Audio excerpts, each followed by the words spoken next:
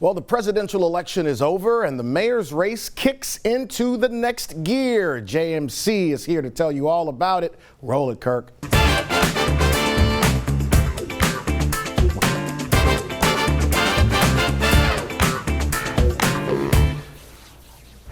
Well, some people are breathing a little bit. One of the comments I heard the most over the past few weeks is, can't wait to get this over with. On the national level, it looks like that's where we are.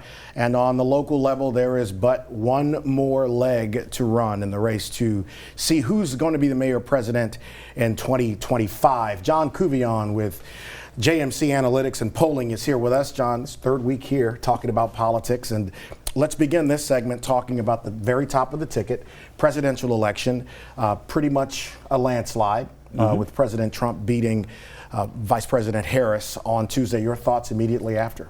Don't call voters garbage.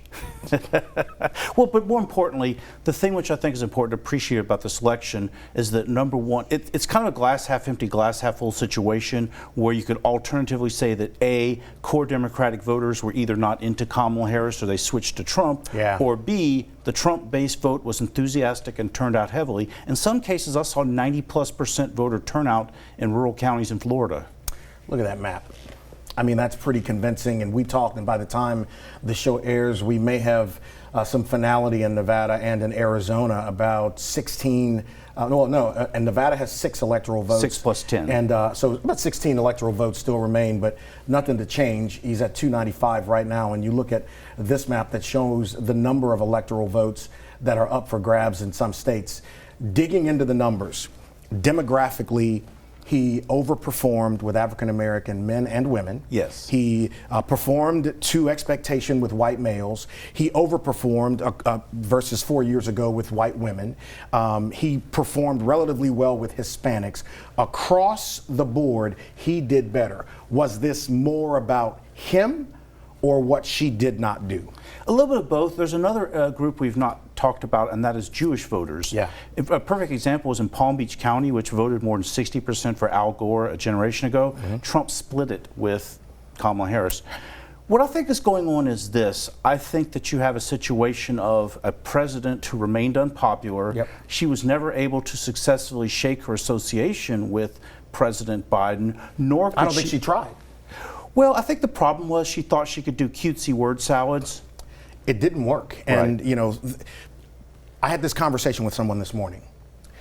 The 1955 approach to politics by democratic institutions has to change. Making threats about someone getting elected just to get people out to the polls is increasingly not being effective. Right. Telling black people that if this person wins, they're going to put you back in chains. Who's going to apply for that job? Let me know when you're showing up at the house. I'll be there when you get there. It's not real. Right. So get to policies that affect 401ks, bank accounts, the cost of buying a home, interest rates. Those things matter to people of color too. Am I wrong? You're not wrong, and I think there's another thing that needs to be addressed, and I'll be happy to be the lone voice in the wind here. Yeah. So when you turn Barack Obama loose to put the guilt trip on black men, well, there's one small problem. Barack Obama has not been president in 8 years, so you have a whole generation of voters coming up who, well, he's not relevant anymore. It was a lapse. There was a great book by Byron York called Vast Left-Wing Conspiracy, and it talked about the Kerry campaign 20 years ago and how John Kerry, in his bid to unseat George W. Bush as president, talked a lot about W and the war and what was going on, but not enough about what he would do. I think that's a little bit of what went on with the vice president. If you ask the average person, what was her policy platform? They couldn't tell you. Right. They were just, we don't like Trump. Right. And it didn't work. It was not resonating, and now they know that. So here he is going into this second term as number 47. He's got the House, appears to have the Senate. What do you expect for the next year? I expect that basically a lot of legislation that hasn't been passed in some time that's on the Republicans' wish list, like, say, stronger border control, perhaps some tax reform, perhaps some election reform, basically that's going to go through without much incident now. And more importantly, unlike 2017, Donald Trump's going to have House and Senate leadership that are much more of his guys than what was the case 8 years ago. It's so interesting. We were talking about this before the segment started. It was a quicker night Yes. than you would have expected going into it. Were you surprised at the speed at which everything fell? Not really, because in my opinion, lightning doesn't strike twice, number one. Yeah. Number two, the special situation which caused the drag out in the election in 2020 was the explosion in mail-in ballots, Yeah. which was we had 40% less mail voting than we did in 2020, number two. And number three, I think that elections personnel, they're professionals. If they saw what went wrong in 2020, they will recommend to legislative bodies the steps to correct it going forward. All right, so John is going to stay with us for another segment. Coming up next, we're going to talk about the race for mayor president. There are two. We'll give you our thoughts on that next. Well, the runoff in the mayor-president's race takes place on December 7th. JMC has got it covered. Back to talk about that. So now we know that Mayor-President Sharon Weston Broome is going to be facing Coach Sid Edwards in the runoff. How did we get to this place? I think the thing that's important to appreciate, one of the things that I've been saying for some time is that whatever the presidential vote is, that basically sets the parameters for the mayor's race. Right. So more specifically, the presidential vote went 54 to 43 for Kamala Harris. The Democrats got 59% of the vote in the mayor's race. The Republican candidates got 38%. That to me is the parameters by which you describe the mayor's race, which means quite simply that if Sid Edwards wants to win, he has to get an appreciable share of Ted James votes in the 70808, 9, and 10 zip codes. Yeah. It's going to be that's going to be kind of an uphill climb. I think a lot of Democrats that went with Ted James are likely going to go to Mayor President Broome. He's going to have to try to find a way to pull off some of those numbers. Obviously, most of the Republicans that went to Ted James, as you mentioned, are going to go to Sid Edwards. But they have to. Is there an appreciable amount of middle grounders out there to go and get? I would say so, and again, they're in that part of town that I jokingly call the Gissel Belt. In those precincts, and these are more affluent, well-educated precincts, roughly along the Goodwood and the Highland and Perkins Road axis in town. I calculated that Donald Trump had carried it by a bare 50 to 46% margin. In the mayor's race, Sid got 37%, Ted got 33%, and Mayor Broome got 22%. Give me that one more time. Sid Edwards got 37%. Ted James 33, Sharon Weston Broome 22. So quite simply, the lion's share of that 33% that voted for Ted James, these are more moderate type of voters. Some voted for Harris, some may have voted for Trump. Sid absolutely has to get that vote if he wants to be elected mayor. Look, it's my hope that I can get them both to come and sit down with me here to talk about their vision for the parish. One of the things that we talked about in the last segment is outside of being a football coach, people don't know anything about Sid Edwards. I mean, there are people who don't know what sport he coaches. So it's going to be imperative for him to explain himself to the people who are going to be out there to vote, and then make them understand why he would be a choice for mayor president. And just like you were saying that Kamala Harris's real self didn't come out until after a concession speech, by a similar token, Coach Sid Edwards has to basically be able to just, in simple terms, lay out his visions for Baton Rouge, and people get to see the real Sid Edwards. Well, I mean, infrastructure, public safety, economic development, quality of life. These are all real things that he's got to, if he's good or really adept at talking about it, he better get started, because I haven't heard it. Correct. And by the way, one thing that's a subtext of what you just said, when I was talking about that 33% who voted for Ted James in those affluent parts of town, we're also talking about people who take their cues more from the business community. So Sid absolutely has to get that vote in the runoff. Yeah, and it's interesting. So the areas you talked about him going after, it's very interesting and it makes sense. What about Mayor President Broome? How does she shore up her numbers, pull over whatever support James got, and make certain that it's a quick night for her as well in December? In the immediate future, she has to do she has to talk to Ted James, get his endorsement, or at least his neutrality. You don't want to have Ted James endorse Sid Edwards. That would not look good for her. I don't think that's going to happen. Now, the easy answer to give would be to jazz up black turnout on the runoff. I will give you a counterpoint. Number one, it was fairly low to begin with in the presidential race. It was. I'm estimating about 38% of the total electorate. So I don't think that you can go higher than that 37 to 38%. In fact, what your job, if you're the mayor president, is to make sure it does not go below that 37, 38%, because we're talking about early voting and a runoff occurring during holiday season.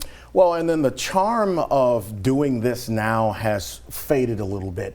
You and I talked about this, and you made that great point a couple shows ago that the top of the ticket was the big reason to draw people out in numbers. Well, that's gone now. Yes. So this is a really want-to crowd. They got to want to vote to do this. I mean, you and I are chronic voters, but there's some people, if there isn't a sexy reason to go out and vote, they skip it. Right. Or if the weather is bad, they skip it, Yeah. So, I mean, they both have to do a job of getting people out. Who has the advantage now, in your opinion? Probably Mayor Broome. Yeah. And by the way, there's another point that is very salient to this discussion. Okay. So we have roughly, if I remember right, a 5-week runoff season where, December is going to be when the actual voting occurs. However, early voting is going to occur in a couple of weeks. Yeah. So my argument is the time to make your point to voters is going to be in those couple of weeks, not over 5 weeks, for the simple reason that 49% of East Baton Rouge Parish voters voted early in November.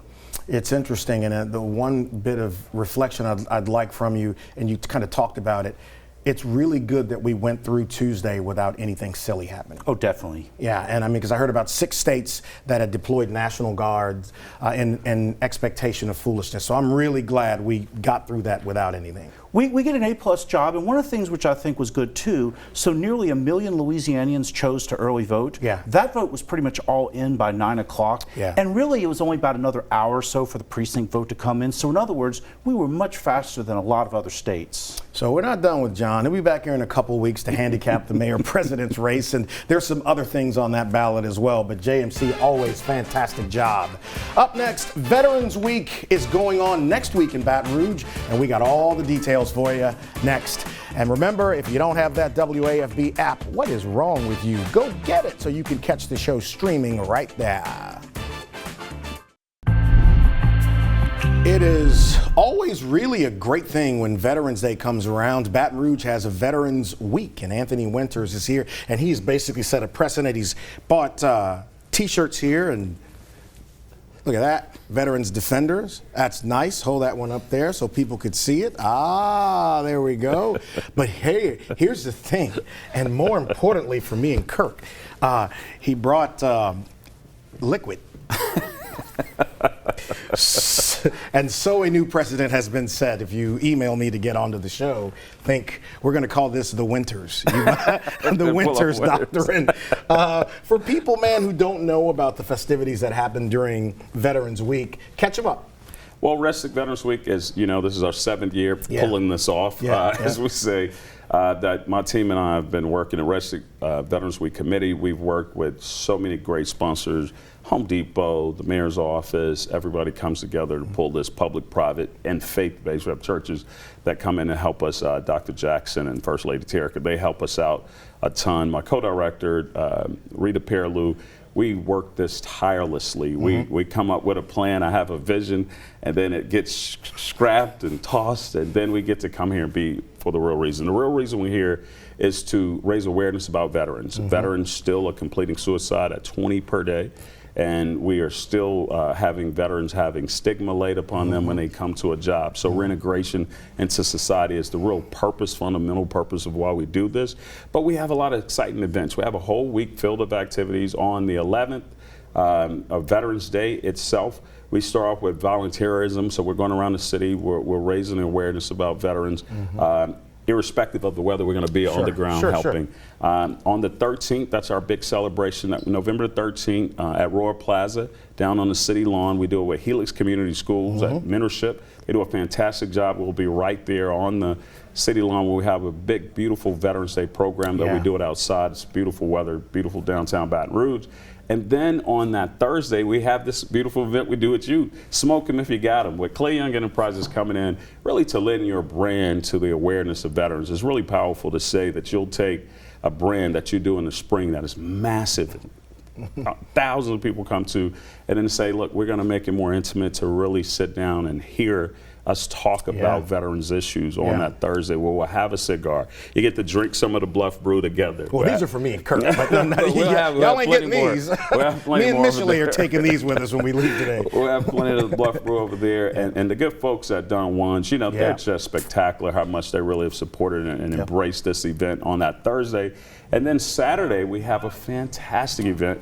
We have a big pregame concert where we partner with Southern University Athletics, AD Roman Banks, and all of Southern University, Chancellor Pierre, they've embraced us for all of these 7 years as we started off just incrementally trying to impact veterans. Right. When I left the Attorney General's office to start VeteransDefender.com, we did this and we partnered with those guys to really kind of make an impact. So that day we have a chili cook-off. Okay. We have a pregame concert with universal language, soul stick. Yeah. Then we have Soulistic, and then we have our great friend DJ Flight, who's going to DJ for us. It's going to be a lot of fun. Come out, play cornhole if you want to enter the chili cook-off. All you have to do is go to Eventbrite, tell us you want to enter your chili, but I guarantee you have the best chili in Baton Rouge. Oh, here we go with this stuff right here. Now, all right, so it's a full week of activities, and I think this is so great because it really is purposeful. It's not just about getting together, but it's also celebrating veterans and bringing awareness to something you said earlier.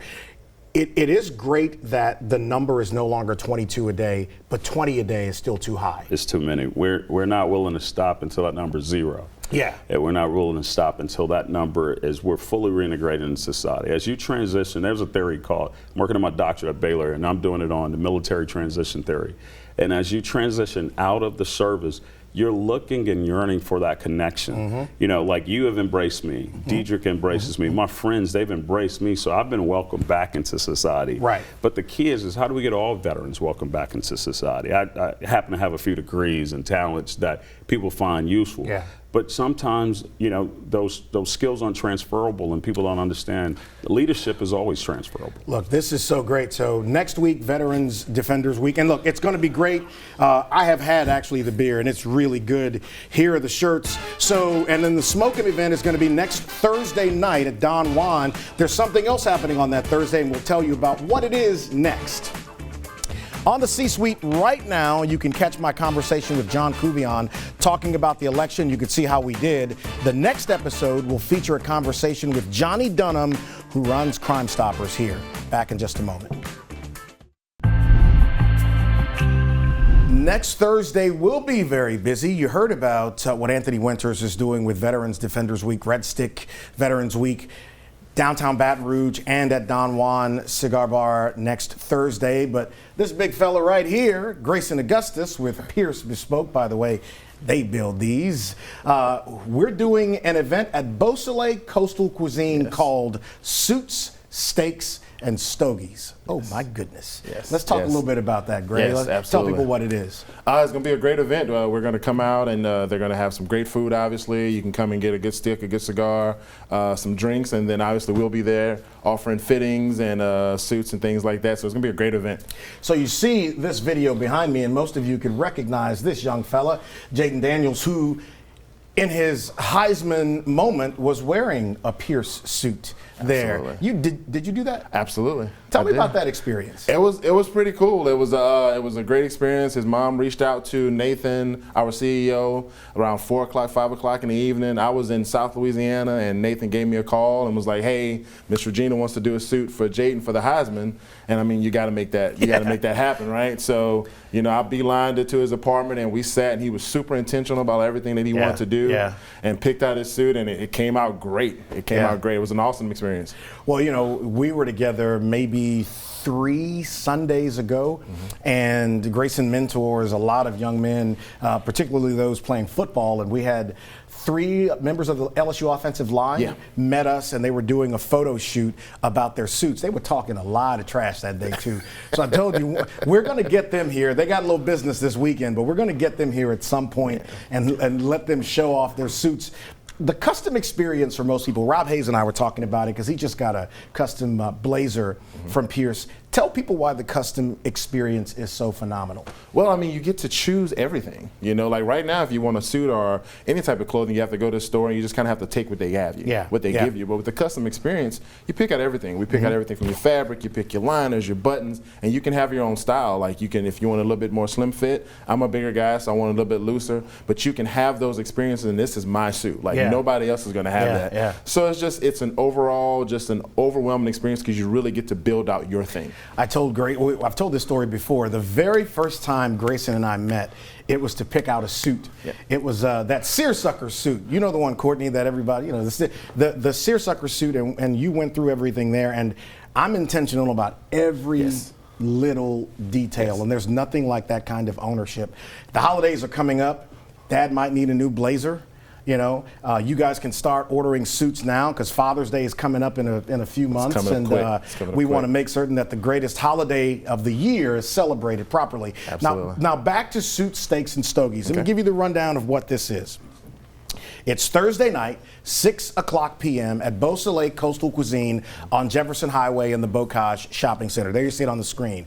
$75, you get to participate in the trunk show that Grayson will lead, where you could look at fabrics for jackets, suits, shirts, slacks, what have you. You also get your option of a bourbon or a red, and you'll enjoy a steak dinner along with 2 Cohiba cigars. Now, Sean Williams, the international brand ambassador for Cohiba, is going to be in Baton Rouge at the event having some cow with us. Wow. And then we're going to watch the football game that Jaden's going to be in, I believe. So, perfect timing. Man, how can you beat that? Perfect timing. So perfect timing. It's limited seating, by the way, guys. So if you're interested in coming to this, you might want to go on to Beau Soleil's website and buy your tickets right now. It's not, and after they close, it is closed, and there it is, Suits, Steaks, and Stogies. This is not going to be an annual thing. This is going to be something we do fairly regularly during the year because it's a combination of some fantastic things. Absolutely. All right, quickly, if people want to get to Pierce, how can they find you? PierceBespoke.com. It's quick and simple. It's easy. Website's easy to navigate. You can select to book a fitting on the actual website, and we'll get you taken care of. All right, look, man, we appreciate it. I'm going to be there, so you got a chance to run into me either at Don Juan on Thursday for the Veterans event, or you can come have a steak with us over at Beau Soleil Coastal Cuisine next Thursday. So excited about that. Check out the C-Suite this coming Monday. Our guest is going to be Johnny Dunham, former BRPD chief and the current executive director of Capital Region Crime Stoppers. Y'all have a great weekend. Go Tigers, go Jags, and there's where you can catch me on the socials.